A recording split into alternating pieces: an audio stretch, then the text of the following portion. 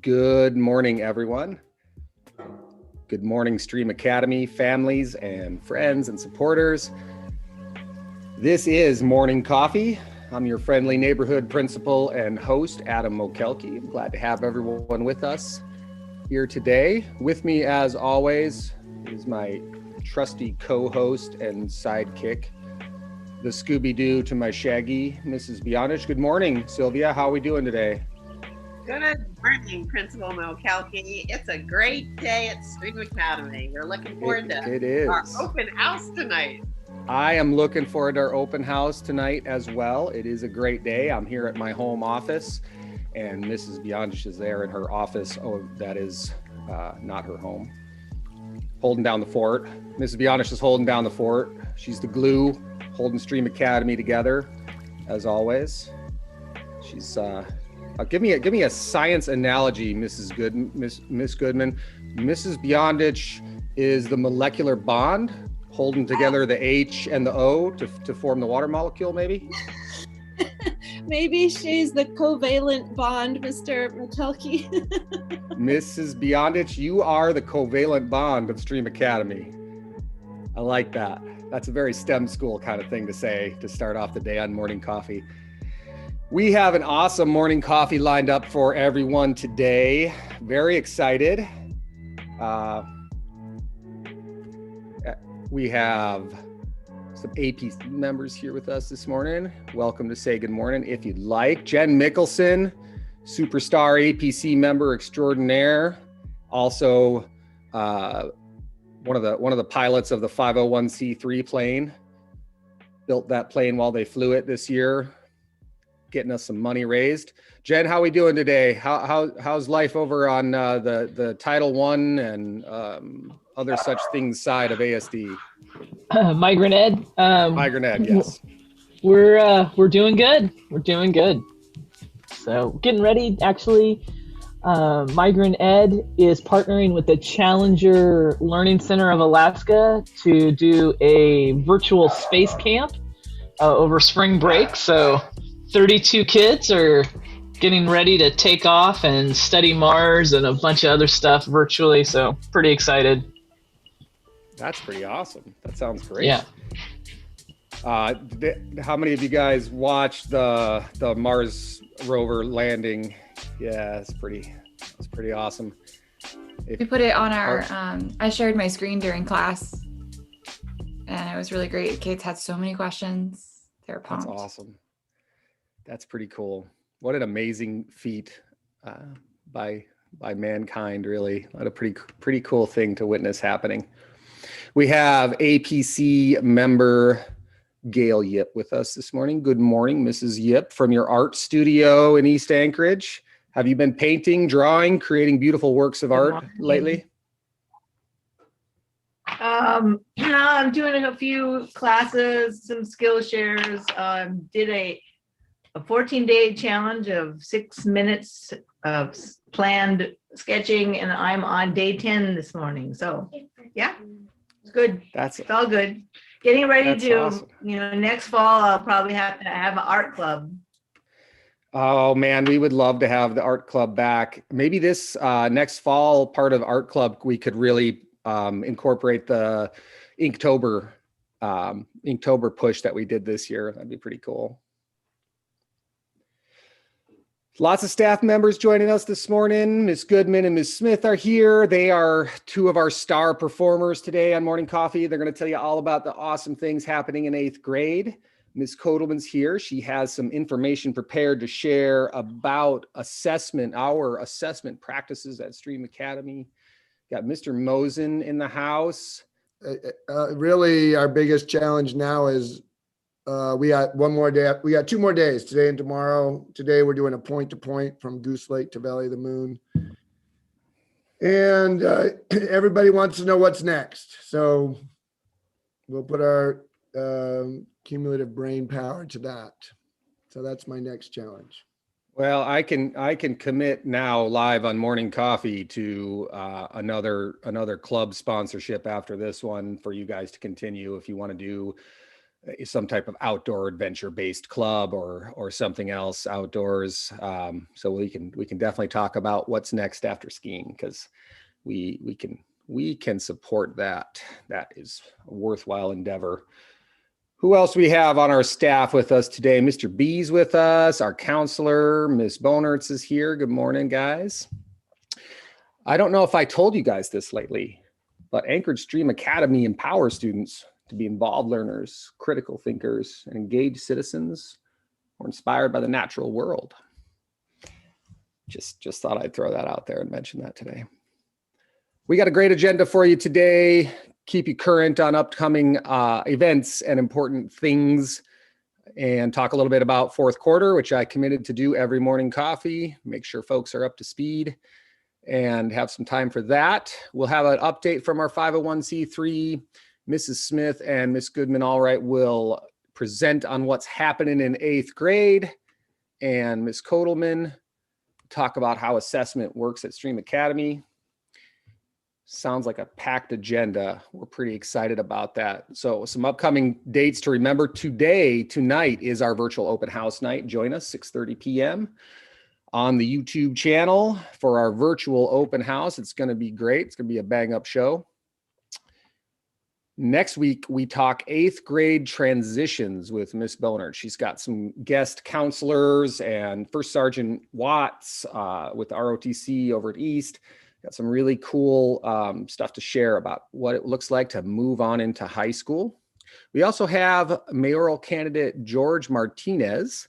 We don't endorse any particular candidates at STrEAM Academy. We are equal opportunity supporters of all the excellent candidates out there. However, we have Mr. Martinez coming on to talk about what it means to be an engaged citizen, which is part of our mission and vision, and something that he's lived. He's walked that walk in public service. So we're really excited to have George Martinez come on. Then we're off into spring break. There's no school Friday, the 5th, next week. There's also no in-person or Zoom classes this Friday. This Friday is designated by the school district as an asynchronous learning day. So it's like today, it's like a Wednesday. So we have 2 Wednesdays this week, Wednesday and Friday. So students should absolutely be working this Friday, the 26th. They should be logging on to Canvas, doing their assignments. They should be working on Alex. They should be working in iReady. But there's not going to be any Zoom classes. Teachers will be doing training and professional development all day, prepping for fourth quarter and our return to in-person learning. Then we have our spring break. Remember, when we come back from spring break, the fun begins.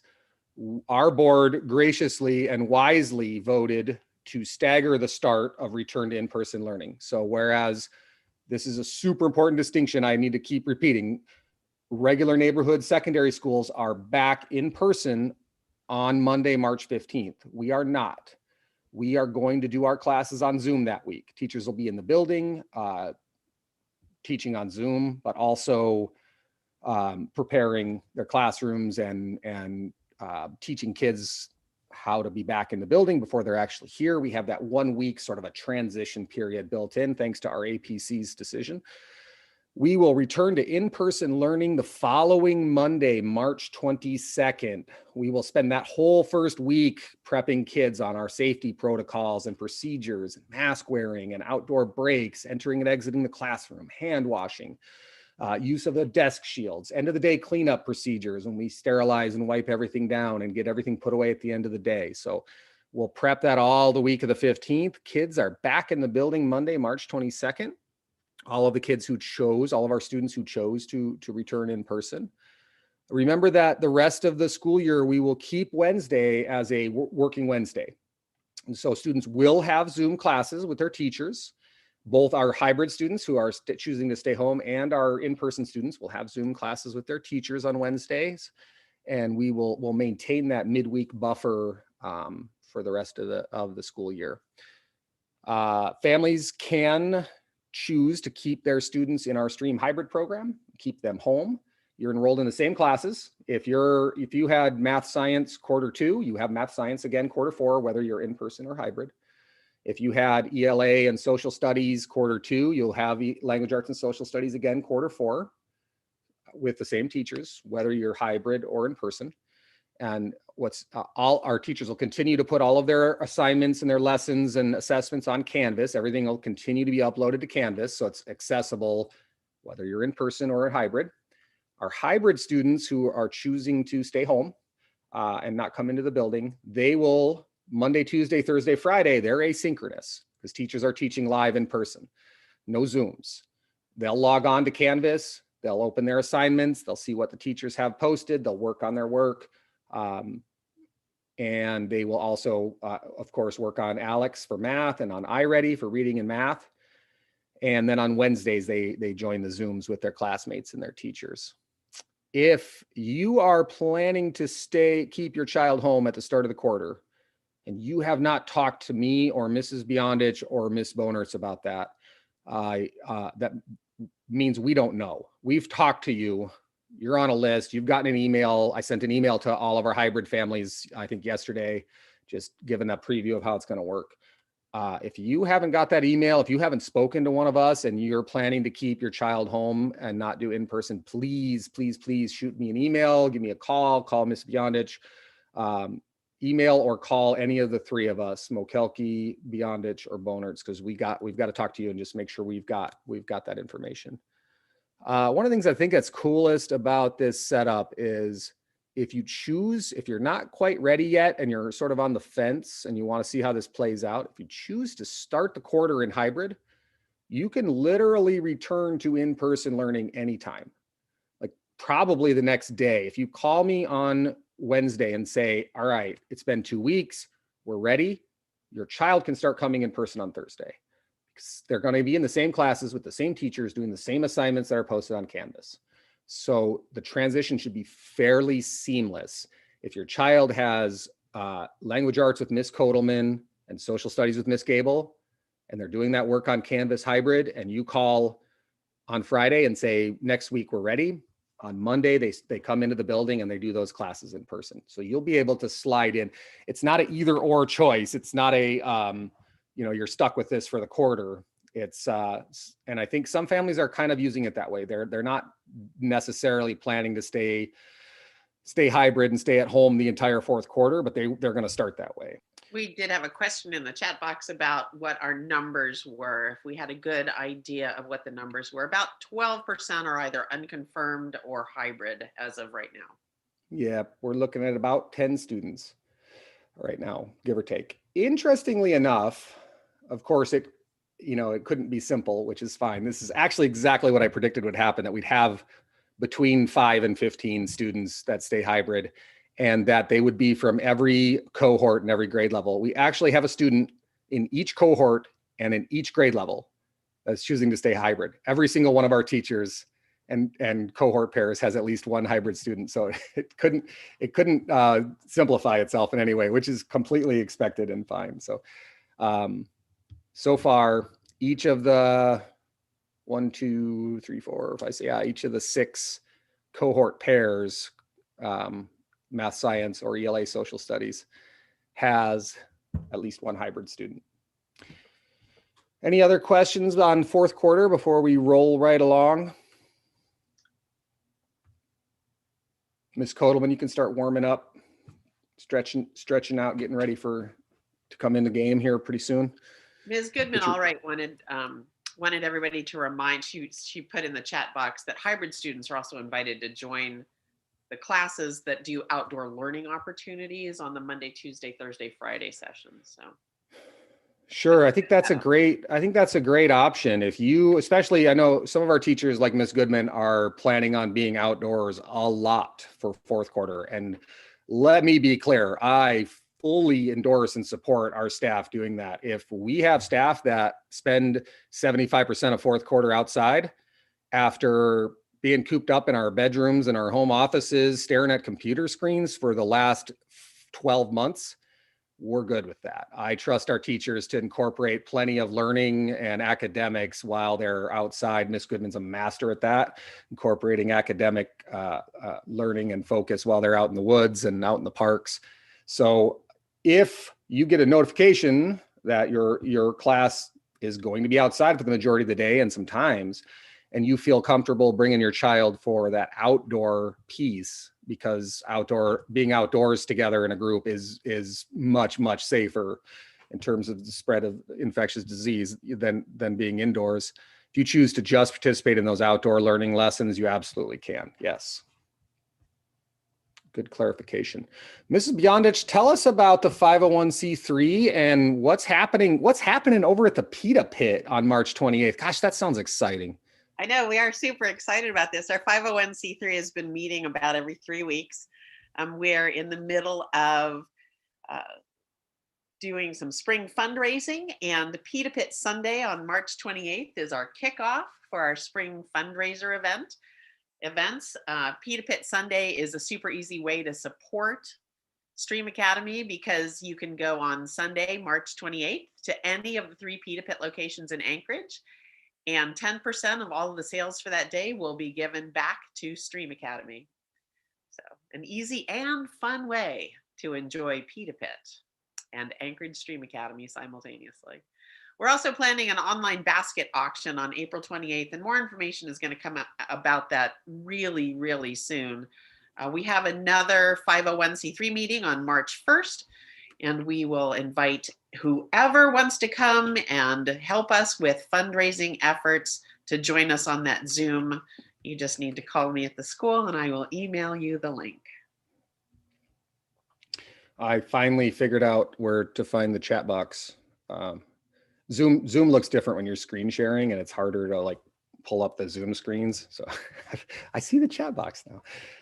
Thank you, Ms. Beyondich. I'm super excited that our 501c3 has been so active, and I just want to commend Ms. Beyondich, Ms. Yip, Ms. Mickelson. They're all here today. They are all playing dual roles on they are on our board, our APC board, and the 501c3. Those are 2 separate boards and separate entities, and that's double the workload.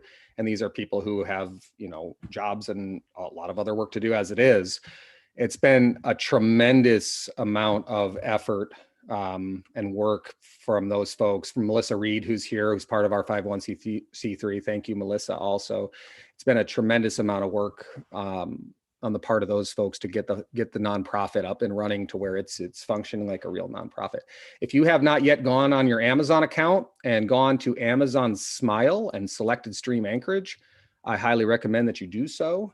If you have not yet, is it Fred Meyers or Cars? Fred Meyers. If you have not yet, yeah, if you've not yet gone on your Fred Meyer account, every time you use your Fred Meyer reward card and plugged in STrEAM to get those kickbacks, please do so.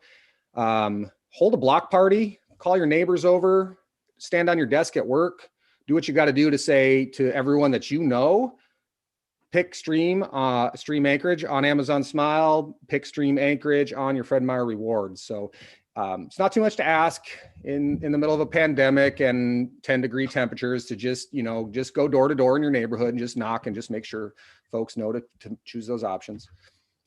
Or you could just post it on your Facebook. Thank you, STrEAM Anchorage. Our goal is to overwhelm Pita Pit on March 28th. So yeah, let's have so many pitas. Let's make it rain pitas. So there's a song that goes like, "It's raining pitas," right? I think that's how that goes. Up next on Morning Coffee, the principal stopped telling bad jokes and singing broken lyrics and turn it over to our resident genius and extraordinary expert on so many things at our school, Miss Kotelman. Good morning, Miss Kotelman. How you doing? I'm great. I'm drinking coffee, ready to present, talk about some mastery scale stuff. This is one of my favorite topics, and I'm glad I saved it for this one. So, Mr. McCulkey, could you make sure I have, oh yeah, you did just make sure I have the power. Great. So, let's see here. Brief preview into one of the harder transitions for most families and students is our mastery scale. So I'm going to talk about this just a little bit and what it can communicate about learning and how it works in the larger grade book, I guess. So One of our favorite quotes from Rick Wormelli is, on a 100-point scale, a 0 has a devastating and undeserved influence. And most people don't think about this because they aren't teachers, they're not in education. So, and they're so used to what they are familiar with that they don't understand the power that a 0 has on a 100-point scale, or the grading scale as you know it, like 90% A, 80% B, and so on. So this is what you're probably used to, right? And when you put it like this, it looks pretty sad and scary. If a student gets a 0 on an assignment, this is how much they have to climb back up just to get a D. You know, that's how much they have to, it looks like a pit, honestly. It looks difficult. So we changed it. Just a reminder, this is all made up. So inspired by Rick Wormelli and inspired by different grading practices, we changed it so we can make it better. And I'm going to discuss the concern about earning a 40% and still earning a C. I hear that a lot from families that, wait, my kid has a 40% and he still has a C. Well, remember, it's all made up. And within this system, a 40% and having a C wouldn't make sense. But in this system, having a 40% having a C does. So we need to reframe our thinking on, what does a C mean? What does a 40% even mean? So here's our comparison. And this is one of my favorite comparisons to make. If we are not okay with having 6 degrees of success, why would we be okay with having 6 degrees of failure? And so if we're okay with this, why wouldn't we be okay with this too? We both know, all people kind of know that this doesn't seem right. So to change it isn't that intense, really. And as a reminder, the 0 to 5 is only the ones that are the MAWs. So we have our 0 to 5 grade is the level of mastery you achieved. So this is for the final products, the checks along the way to make sure students are really mastering that material. Do they know how to write a thesis statement? I can score them on a 0 to 5 level. And remember, this is still being weighted with MAWs being 80% of our overall grade. Mastery assessments take up most of our grade, our overall grade in any given subject. So upon MAWs weighted, so we can use our mastery scale for every assignment. So you'll see that almost every assignment in the grade book, of course, this is at teacher discretion based on their needs, is going to be between 0 and 5. And this makes it really easy for kids to actually use this scale. So they don't have to determine, okay, well, what's an 8 out of 10 or a 19 out of 20, or, forbid, a something out of 13 or some random number like that. We like 5s and 10s here. So just about everything is 5 points. And the words and the numbers are the important part. All right. There's what represent the learning and what really communicate the most that they can. The letters are just a carryover. They kind of have to be there. So the letters are a carryover. So as you are trying to sort of undo your understanding of this grading process, I would encourage you to try to just ignore the letters and see the numbers for what they are. So our 5 and our 4 indicate mastery. This is our AA level. We have our 3, which is developing. 2 is emerging. They're on their way to understanding. They're attempting. And then we reserve the 0 for not even trying. We don't give 0s to kids who have submitted something. Okay. And notice our 1 doesn't say failure. It says attempting. The language matters. And the kids can use it. And I give them this a lot. So 5, the student can do it spontaneous independently. A 4, the student can do it in most situations with little guidance. The student can do it, but is inconsistent in their understanding. The student is beginning to understand, but has some confusion or misconceptions. The student has tried, but has not yet shown understanding. And 0 is the student has not shown any evidence of learning because they did not attempt. So this is sort of how our scale works, and we love those numbers.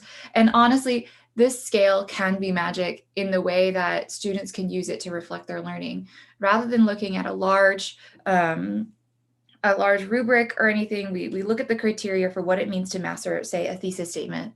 And a student can come up to me, we'll sit in conference. I did this all the time when we were in person. Now it's in breakout rooms. We can conference and I can say, okay, where are you on the mastery scale with writing thesis statements? Where do you think you are? And the student can say, well, I'm at a 3. I think I'm at a 3 because I can do it, but I'm not sure I can do it right every time. And to have a 6th and 7th grader be able to verbalize that to me is pretty powerful. It helps them really reflect on their learning. So here's what parents and students can do. Always check feedback on pause, because what's going to get kids prepared for the mastery assessments to get those 4 and 5s and show masteries is to know where they're at in their learning. And the best way they can do that is to look at the feedback on their practice assessments. Review notes on mastery assessments. If you see that your student has a B or below, that means that they haven't reached mastery yet. A B is still something to be proud of. Being slightly inconsistent is not a big deal, but a B means that there's still something else they can do to show mastery in their assignment. So if they have a C or a B, you can still celebrate that. That means that they're on their way. However, it does also mean that there's room for growth and that they can revise, because our mastery assessments allow that. And with that in mind, request a redo. If I get an email from a parent that says, hey, we reviewed the feedback and I noticed that my student doesn't really know how to provide evidence to support their claims, can they redo it? I will be over the moon. I will be so excited to get emails and discussion about kids' actual progress with their skills, rather than just, hey, my kid got a C, can they redo it? Just looking at those specific ideas is going to be really helpful, and communicate to students that it's not the letter, it's not the number. Those are just representations of the real learning. So let these communicate what they can. And then when we can use the actual data and the actual feedback to communicate and talk about learning, I think that's going to be really powerful. So short and sweet. Awesome. Thank you, Ms. Kotelman. Are there any questions for Ms. Kotelman about the 100-point scale versus the 5-point scale? 0 on a 100-point scale is grading malpractice. It's one of the first things when I read Rick Wormelli that really stuck in my head, and it's kind of a starting point for me when I think about this topic. Go ahead, Ms. Kotelman. In cultures where, like in school cultures where they don't have the freedom that we do to change their scale, a lot of like high schools and elsewhere are not putting zeros in. If a student fails an assignment or is missing an assignment, they'll put in that 50%, because then that 0 doesn't have that undue burden on their overall grade. It's all just mathematical weirdness. And some people do get uncomfortable with like, wait, I got a 50% and I did nothing. Well, so I got a 50% and I still failed. It's still an F. It still indicates that you haven't done it. Again, it's all made up. We just have to figure out how to translate. What's the code? And that's all this is. It's a code. So figuring out what exactly we mean is really important, and trying your best to change that sort of perception of those grades in our head it's really hard. Trust me, I empathize with parents. It's tough. So we're patient, we're communicative, we want to help. Katie, I agree with you. 50% all around, or change the scale, or go gradeless. Just kidding. Definitely. Thank you, Ms. Kotelman. It's super informative, and I really appreciate how you are able to take our philosophy at STrEaM, what's in our charter, one of the foundational philosophies of our school. Our founders made sure to incorporate the work of Rick Wormelli and mastery grading into the charter when they wrote it. And I appreciate how you're able to take all of that and synthesize it and share it with our audience, with our families. All right, the next thing on our list, I think touched on this morning, but Coach Mosen and the ski club have a point-to-point ski. Meet at Goose Lake and ski to Valley of the Moon. Is there anything else you need to say about that, Mr. Mosen? Let's keep our roll going. I like it. Thank you, Coach. Next on deck, and making them co-hosts and preparing for them to take over, is our dynamic duo, our high energy, highly creative 8th grade teaching cohort team, Mrs. Smith and Miss Goodman. Tell us what is happening in the wild world of 8th grade. Thank you so much. Hello, I'm Emily Smith, half of the team on the 8th grade language arts and social studies. So telling you a little bit about 8th grade social studies. You can see on my screen, it's American history, 1800s to 1945. And you can see a big old list here of all the things that we're at the end of the quarter, so we have covered. Imperialism is where we started, and World War II is where we're ending. And stars on World War II because that was our main focus. We did some explicit teaching on Holocaust, Alaska during World War II, Elizabeth Peradovich and the Anti-Discrimination Act of 1945. And I would say that was probably the most eye-opening for the students. They're like, during World War II, this was passed 20 years before the rest of the country. And that was really fun to hear them talk about. And one of the other really fun, highly engaging things that we've done is we've done a lot of art comparison. So you can see art on the right here, produced in Europe during World War II, and art in the left produced in America during World War II. And so that's been an interesting analysis. So here are some of our enduring understandings, our 3 main enduring understandings for social studies. What I've done is I've combined the subjects. So everything is cyclical, everything is combined. There are not silos, even though I have periods 1, 2, and 3 with these 8th grade students. We're doing social studies that's bleeding into language arts bleeding into social studies. And then the projects class wraps it all together. But these are the social studies side of the enduring understandings. And we looked at a lot of historical photographs and primary sources like the one you see here. Ignore the small child's voice. And then this is our main question for social studies, but as I said, it all bleeds into language arts, and in the projects class, I have periods 1, 2, and 3 with them, but the walls, there are not walls. So we talked about propaganda, looking at rhetorical appeals and persuasive techniques in language arts class, and analyzing speeches and writings of the time, in addition to political cartoons and posters. All right, and then here's the language arts side of things more explicitly, but again, this bleeds into social studies and the projects. So for language arts, we're reading this book called Book Thief by Marcus Sussex, and it's officially kind of a historical fiction novel study. And this is a big list of all the skills and strategies. The main projects, with characterization, we did this digital character flipbook, and we're finishing up a color project, which is where we are analyzing imagery and sort of tying, we've been working on it all along, tying together all of this huge list of stuff here, all of it kind of going into this one thing called color project. So kids are they're doing research on the symbolic meaning of colors, like silver, for example, they're learning is kind of like gray, but it's metallic. And what does it mean that we have this color that's like got all these meanings that gray has, but it has a slight shininess to it? Because one of our characters in the book is described as having silver eyes. And why are they not gray eyes? So questions like this and these layers of meaning is what we're doing in primarily language arts, but it's also what we're doing in social studies when we're looking at all this primary source documents as well, and colors that the artists are choosing in their paintings. And then these are the themes from Book Thief that again, we're applying to social studies as well. In our historical fiction novel, this is the main character here, or, could be a representation of her. Okay, and this is our main question coming from language arts side of things. We're reading, in social studies, we're reading about American perspectives of World War II, but always trying to touch back on this question, which is where we're investigating while we're reading Book Thief, which is what was life like for Germans during World War II. And so we're looking at primary sources in, social studies, and we're going back to our book and saying, these characters could have really existed. What was life like for these fictional characters?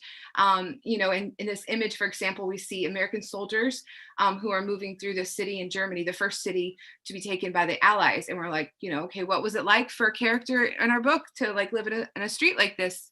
So it's been very interesting. And so you can see the kids going like wobbling their heads like, what's it like to be an American? What's it like to be a German? So it's this really fun precursor to the 8th grade social studies class that they'll do. I based all of this on I looked at the, high school social studies class on World War II, and I scaled it down to an 8th grade level and included all this language arts stuff.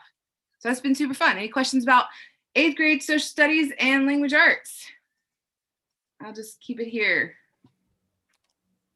I love the gifted level approach that we take with our 8th graders with language arts. I mean, with all of our students, but just the level that you're pushing, the content and the ideas that you're digging into. It's really, really, as a language arts teacher, it's really awesome for me to see you doing things in 8th grade that, you know, oftentimes these are themes and topics, and, you know, the level of thinking at, you know, that we're really pushing in 9th and 10th grade. So it's pretty cool. Thank you, Ms. Smith. You're amazing. Yeah, you're welcome. Awesome. Any questions? No? All right, thanks. Well, that leaves me. I'm Lily Goodman, all right, and the students call me Miss Goodman. So I'm here to talk about what we've been doing in the math and science world. And then after that, Miss Smith and I were going to just mention briefly what our plans are for next quarter, and of course, ask questions. But I wanted to thank those 8th grade parents who are here and who are listening. Thank you so much for letting us work with your students. They have been so amazing this year. And it is, we all know this has been a hard one, right? And they have risen to the challenge. And as you have noticed, Miss Smith and I have not backed down on our rigor, even though they're at home working hard on, you know, without anybody around, we have kept up the rigor. So I'm really proud of what they have done. So I'm gonna share my screen right here, if I can manage all the buttons. Okay, so I wanted to say also that the hardest thing that I have, or I shouldn't say the hardest, the hardest thing that the students have had to learn this year, and this is a silver lining, has been to be an independent learner. It's not really what we wanted, but it has been a great success that the students have learned to work independently, and that is a lesson for the rest of their lives. So one of my main goals that I've been working on with them this year is to come up with questions. When they see a question, figure out, what do they need to know? Not just give them all the numbers the way textbooks normally do. They're like, here, this is 5, this is 12, all right, solve the problem. But what I'm trying to do is have them figure out, what do I need to know? And so this is a simple example from our geometry class. Can you, parents, can you do this? You guys in the room, what do you think? What do you need to know to find the volume of this very cool fish tank? And I was pretty impressed with the students that they immediately came up with all the dimensions that they needed to know and the tools and the formulas. They figured it out, and then they did it, and it wasn't such a scary problem.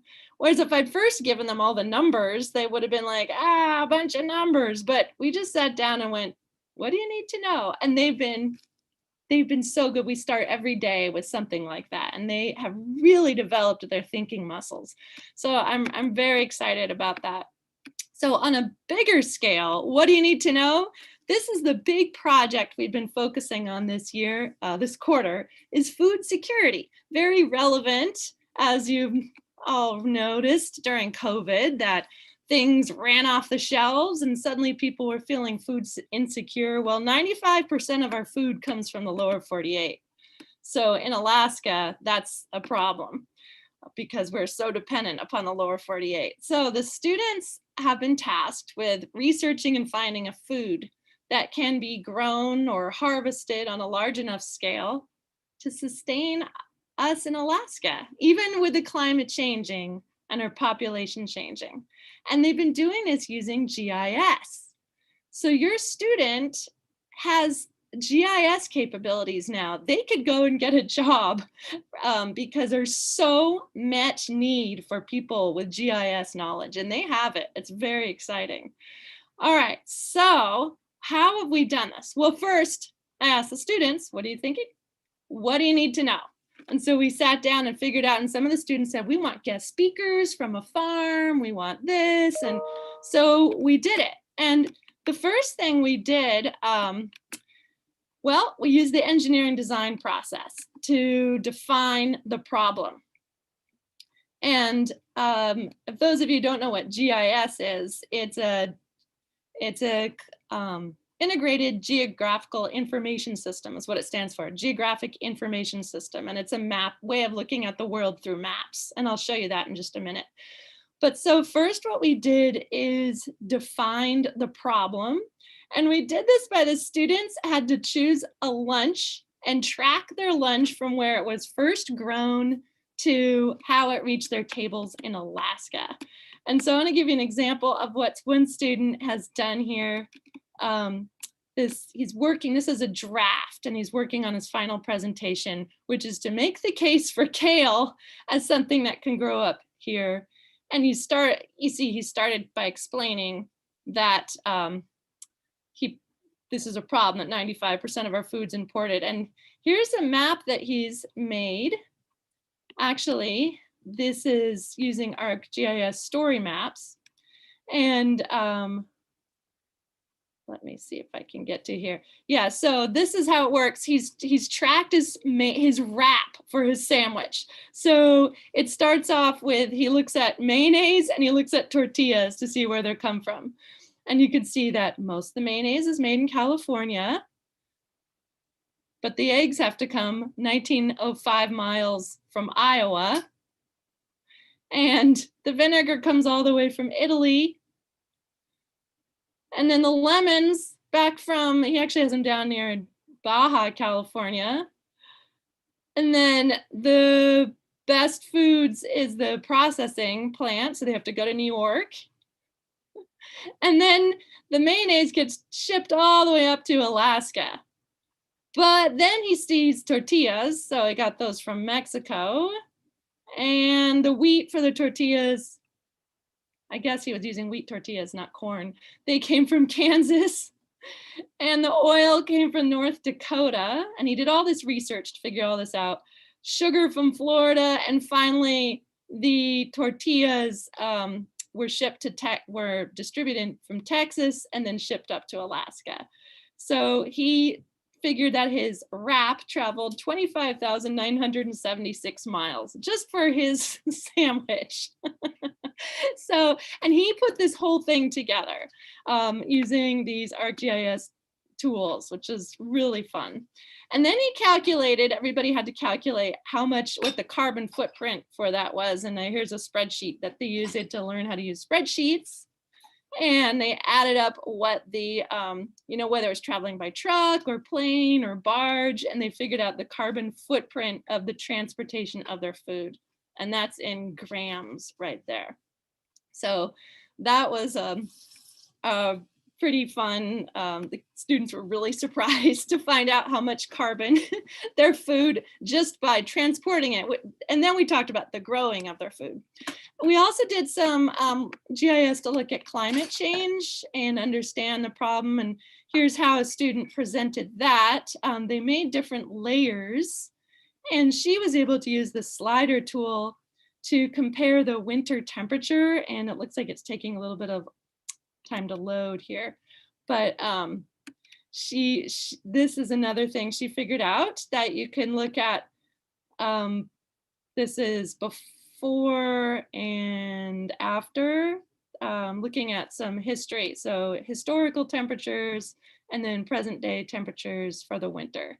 So she's able to present these layers. Once again, this is part of her final project. So an example of what the students are working on. Just a few little more things to brag about how amazing these students are.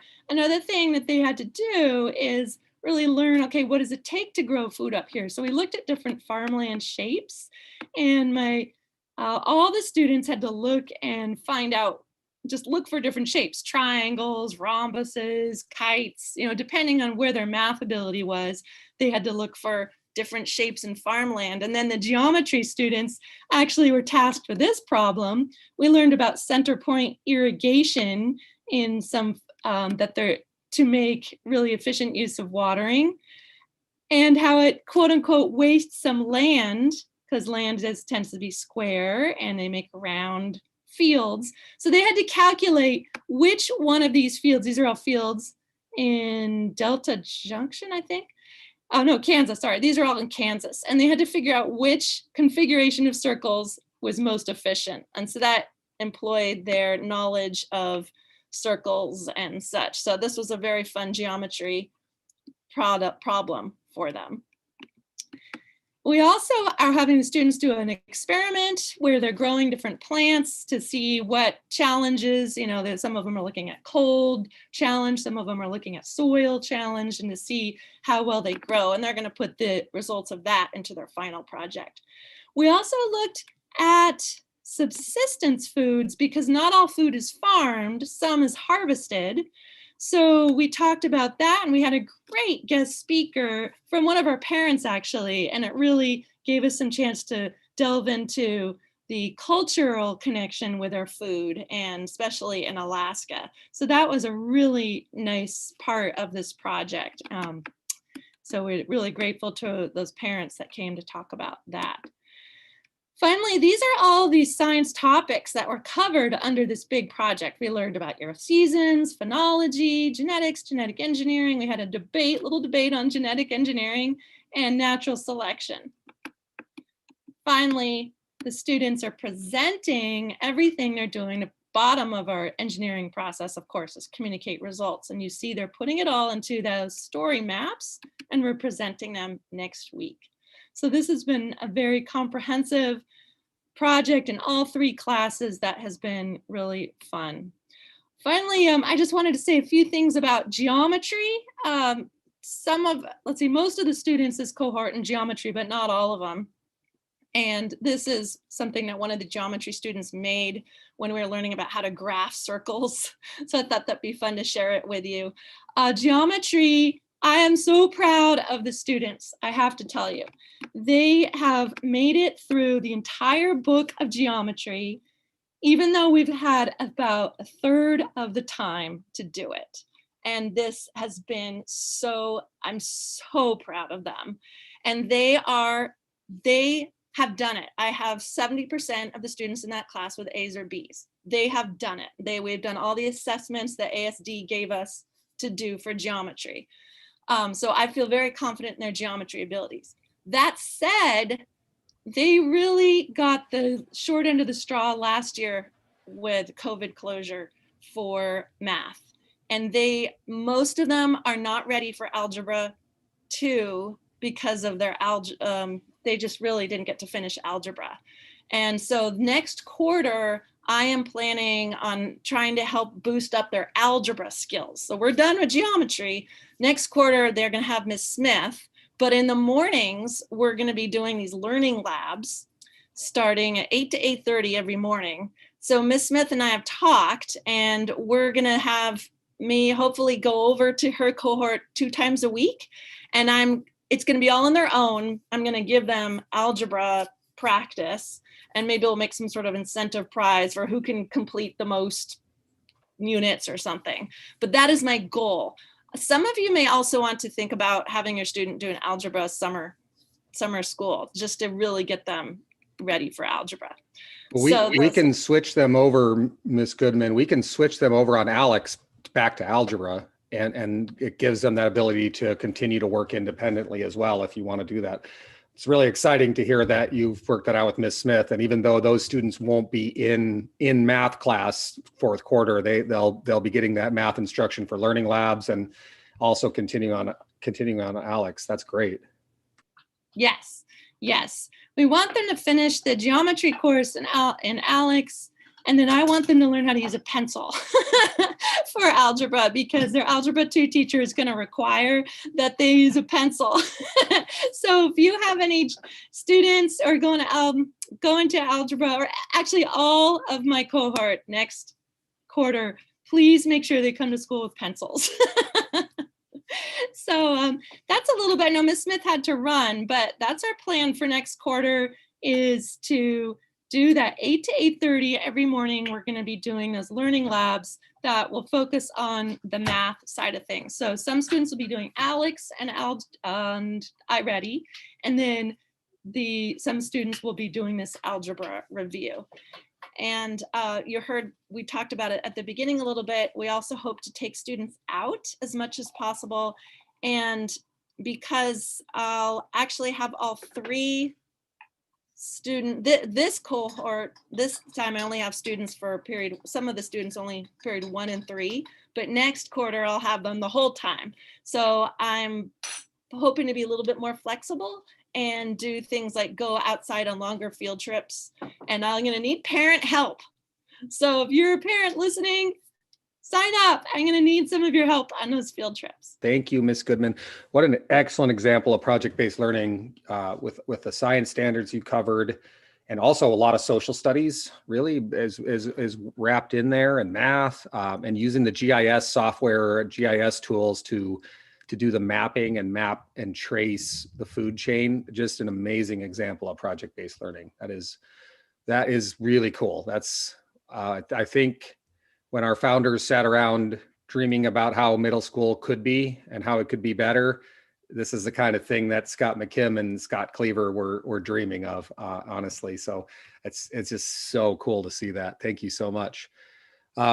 We can talk more about the Alex piece later too, for those kids, if you want them to get a stronger base in algebra, because if we switch them back to algebra on Alex, they will have access for that. It doesn't end at the end of the school year, so they could independently work on that all summer. So maybe we get them to a certain point with the geometry, and then even just before summer break, get them switched over and make sure they've got both. But it's really exciting to hear. We've pushed hard since we opened the school to be an advanced school in math, to really push to all of our students to at least get through algebra by 8th grade, and hopefully, some of them geometry like you have. So that's pretty cool, pretty impressive that they've worked through all of geometry already, and I'm really proud of that. Thank you. That was a great cohort presentation from Ms. Smith and Ms. Goodman, doing really dynamic things. I want to mention before we close up today that the lottery is open. It closes here in just a few weeks, closes on the 18th. Please, if you're on social media, if you're on Facebook, Mrs. Bionich has been sharing updates on the lottery and sharing our testimonials. She started collecting testimonials that people give about our school. Yeah, if you do nothing else to help us with recruiting and keeping our school going strong, keeping a big class coming in every year of 6th graders, if you do nothing else but hit the share button on those and just share to your feed, you reach so many people in your network and in your web when you share those social media posts. So that's our one ask. If you would like to help a little bit more with recruiting in this final push, the last 3-4 week push, Mrs. Bionich has really nice posters, and we have postcards that you can hand out, little postcard sized flyers that have all the information. If you work at a place or frequent a place where middle schoolers and middle school parents might see this and go, oh, I haven't heard of STrEAM, and check it out. It's really just mostly a matter of getting the word out about STrEAM, because I honestly believe our program sells itself. Most of our students still come to us by word of mouth. They come to us because one of you has told them about STrEAM. And when people talk about STrEAM, the awesome thing is they talk about all the great things that happen at STrEAM, and that's how people get interested. So we really rely on you, our parents and our friends and our community, to spread the good word. Mrs. Bionich is holding up a poster. Can I spotlight her video? I'm going to spotlight Miss Bionich. So hopefully that's the feature video right now. She's holding up one of those nice posters, If you have a place you'd like to hang a couple posters, reach out to us. We'll get them to you. And then those little flyers. So help us with that recruitment. 6th grade is the big one. 7th and 8th grade, we generally, take a few kids each year, but they're mostly returning students. So really, we really want a strong crop of 6th graders. Again, this year's 6th grade class is so outstanding that we are hoping that trend just continues. We like to have 60 6th graders each year still. And right now, I think we're at 50 in the lottery, 50, 55. So really in the lottery, we'd like to get another 20 or so applicants, because not everyone accepts the seat when they're offered. They put in for multiple programs and things change. So help us with this final push and do some recruiting with us. And next week on Morning Coffee, remember, we have our 8th grade transitions. We have guests from East and Bartlett, information on high school programs and how to move on into high school. We also have mayoral candidate George Martinez speaking on community engagement. So join us next week. And then there will be no Morning Coffee on spring break. We'll be back on, I think it's the 18th of March. Is it the 18th? It's the 17th. 17th, the 17th, sorry. We'll be back on the 17th of March. Lottery closes the 18th. So any final words, Mrs. Beyondich or anyone else? Any final words for the end of Morning Coffee today? Open house is tonight. So our virtual open house will be on Zoom and simulcast on YouTube. So any new families that want to see our great recruitment video and meet all our staff and hear a little bit about our school should plan on coming tonight at 6:30. Yes. Thank you, Ms. Beyondich. Open house tonight at 6:30. It's gonna be great. If you know any families who are interested in STrEAM, send them to the open house tonight. I believe it'll be on the same YouTube channel that we're streaming on now. And so that should be available on the YouTube channel, like Morning Coffees are.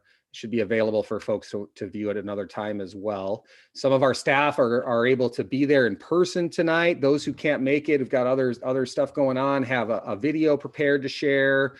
We'll talk all about our program. It'll be awesome. I want to thank Ms. Goodman and Ms. Smith for their presentations today and for their awesome work in 8th grade. I want to thank Ms. Kotelman for playing the curriculum and assessment expert at our school and presenting on assessment each week. Great presentation today, Ms. Kotelman. Thank you so much.